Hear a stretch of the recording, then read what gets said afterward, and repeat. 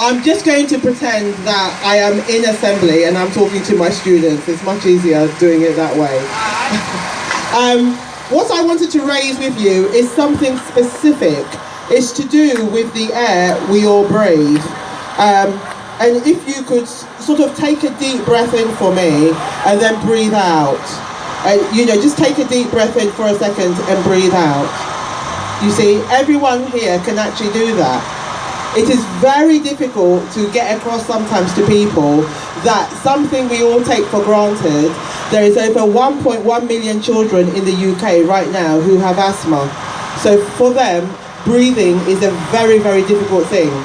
Now, last week, you may have seen in the Times that 2.6 million children are now breathing toxic air. So we don't actually have 10 years, 11 years, or 12 years to wait, actually. For people with breathing difficulties, the urgency is actually now. Yes. If we wait for 10 or 11 years, and if we calculate, apparently 7 million people die every year due to air pollution. So imagine in 10 years' time, it means 17 million people would have died. So we actually don't have that amount of time. If you deal with air pollution, it means you will also deal with climate change. And everybody here needs to be bothered about the impact of air pollution. Look around you. Look at all the taxis. Look at all the diesel cars right now. One taxi equals 30 cars. So have a look around you. And if you have any asthma or respiratory illnesses, I hope you brought your asthma pumps, because sitting here can actually bring on an asthma attack right now, so be warned. My daughter died a very, very horrible death. But those of you who have asthma or COPD, you will know the impact of air pollution. Everybody should be concerned. Everybody should be talking about it. This is something that affects everybody.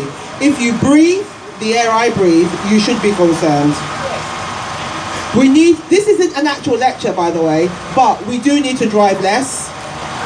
We need to not buy diesel cars. We need to cycle and we need to walk more. We have to.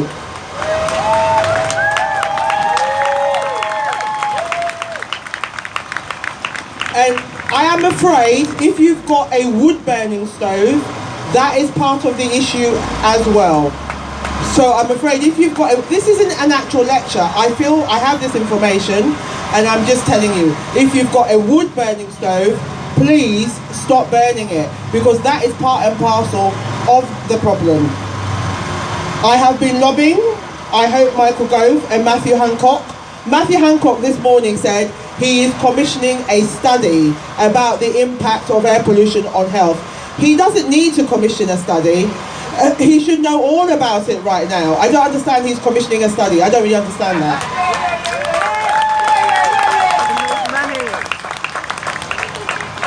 All the parents out there, especially teachers, will know what I'm talking about. In every classroom in the UK right now, at least 4 children in every classroom have asthma. This is never going to be acceptable. Asthma was up last year by 25%. So all parents everywhere, it doesn't matter whether you're in London, Manchester, Birmingham, everywhere, you need to be concerned.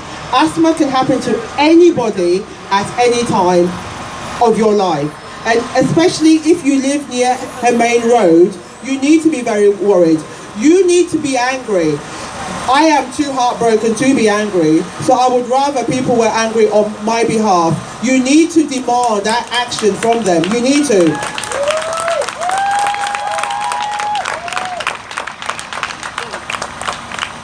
I know everyone's concerned about Brexit, but Brexit's not going to kill you. Toxic air will kill you though.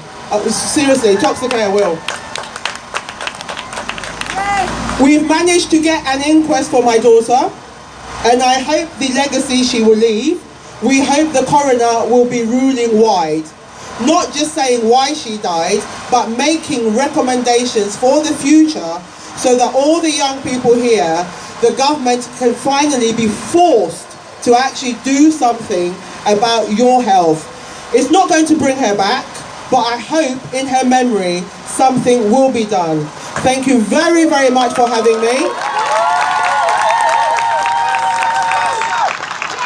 Do not give up the fight. You need to multiply, multiply, multiply. Thank you.